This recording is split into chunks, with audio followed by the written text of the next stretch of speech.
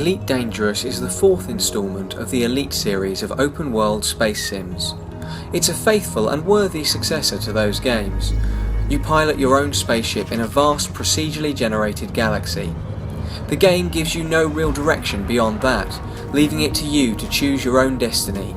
You can be a trader, miner, courier, pirate or bounty hunter.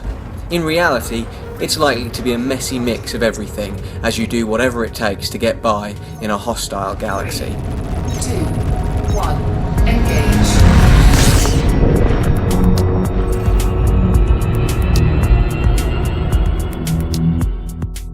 Elite Dangerous is in many ways uniquely suited to the Oculus Rift. Because the game is played entirely from the pilot's seat of your spaceship, the problem of kinesthetic dissonance is dodged entirely. Get a pair of flight sticks and you'll frequently experience magical moments where your real body and your virtual avatar feel completely at one.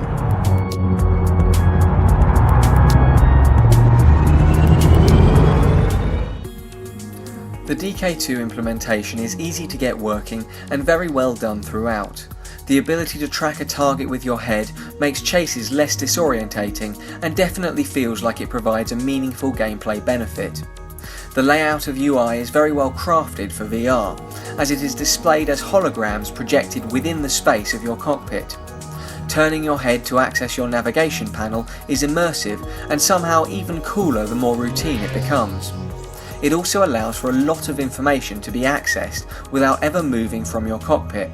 Being able to lean in towards a menu or UI element to get a closer look is a clever way of mitigating the limitations of the DK2's screen. All this means that Elite Dangerous offers access to its deeper systems and gameplay loops even if you're playing entirely in a DK2.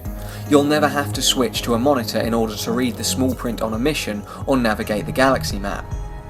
Its depth and breadth of gameplay, combined with often gorgeous visuals and profound moments of presence, make it all too easy to lose hours under its spell. Well, once you know what you're doing, of course. Elite Dangerous is stubbornly inaccessible and punishing to the ignorant. Everything is done manually in the game. In spite of all the virtues of the UI, your first few hours will have you removing your headset to Google how to do basic tasks and optimizing key bindings. Getting the key bindings right for you is essential though.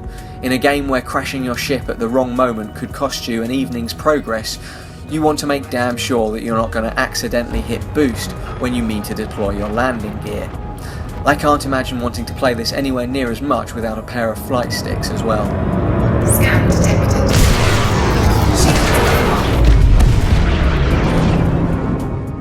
Even once you've mastered the basics of flying your ship, it can be a slow start. You'd be well advised to not fire a shot in your first 5 hours and run away at the first sign of trouble. I actually sold my guns initially to increase my jump distance. Even seemingly straightforward tasks like trading goods profitably is not intuitive and really does require some help from the internet. In fact, if you dive into almost any activity in Elite without reading a guide first, you are reasonably likely to make a mistake that can wind up costing you more than you stood to gain. I've died 4 times in Elite Dangerous, once in combat and thrice due to sheer incompetence and/or ignorance. Still, these disasters also create some of the game's greatest emergent stories. Once, whilst checking up some trade route information on my phone, I accidentally flew too close to a star, and before I was able to escape its gravitational pull, took overheating damage to the point where the glass in my cockpit blew out, giving me only 5 minutes of air to get to the nearest starport, several light years away. I made it with 7 seconds to spare. It could so easily have been a moment of deep infuriation, particularly as it was caused in part by my having to resort to external information in the first place. But because it was so close, and because I made it when the stakes were so high, it was ultimately one of the most memorable and thrilling experiences of my time with the game.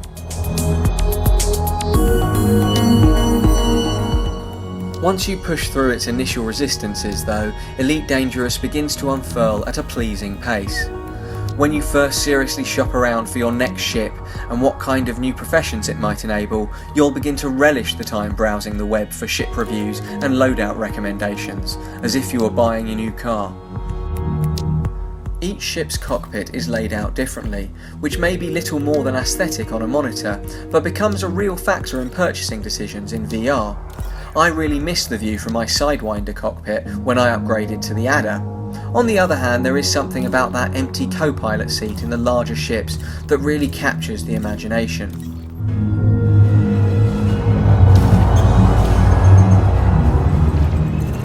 All throughout the game, in spite of its hostility to newcomers, Elite Dangerous provides plenty of reason to keep playing. In the DK2 it is visually stunning and routinely produces awe-inspiring views and moments of serene meditation, interspersed with thrilling dogfights or chases.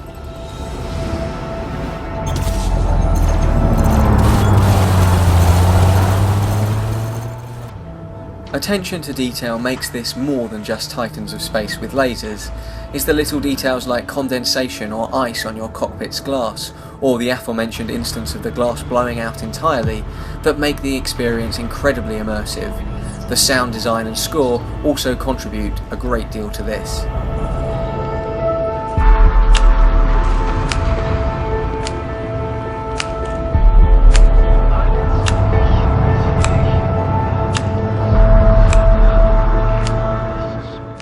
While Elite never stops being beautiful and captivating even in its mundane moments, it does eventually, through repetition, start to feel a little lifeless out in the black.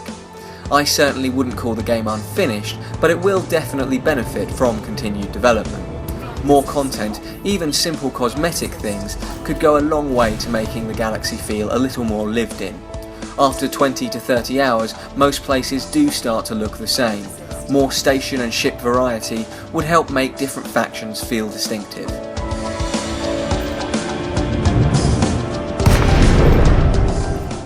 Missions play a big role in the early game, but their presentation makes them feel quite samey after a while as well. Frontier Elite 2 actually had more interaction and personality than Dangerous offers in this regard. In Frontier, when checking the bulletin board, you were presented with a character portrait of your prospective employer, whom you could question about the job. If it seemed like a risky mission, then you'd often be able to negotiate on price and payment terms. This would inject much needed life into an otherwise cold and uncaring galaxy.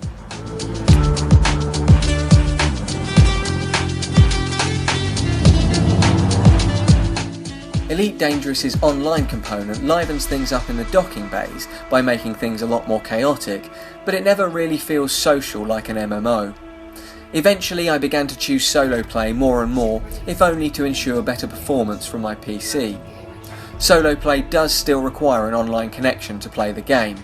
Personally, I don't find this requirement overly offensive myself, but it is a shame in a way, as offline single player could have included difficulty modes that could perhaps smooth off some of the sharper edges of the game's punishing nature. Reduced fines, AI hostility, and penalties for dying, for example.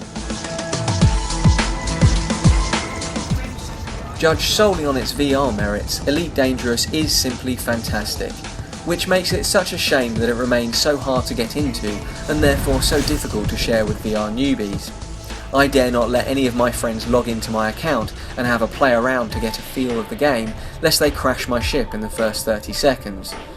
So it takes a lot of work to really get into, and it's absolutely not for everyone. But if it does sound like your thing, then the reward for pushing through is one of the most engrossing experiences you can have with your DK2. You don't need to go all out, but I would recommend a reasonably priced pair of flight sticks to complement the experience. When played with both the joystick and the DK2, Elite Dangerous becomes one of the first fully realised VR experiences, and deserves a lot of credit for doing so much right to enable this. I look forward to seeing the game grow and improve in the coming months, but that's still no reason not to check it out right away if you have the rig and the desire to explore the stars.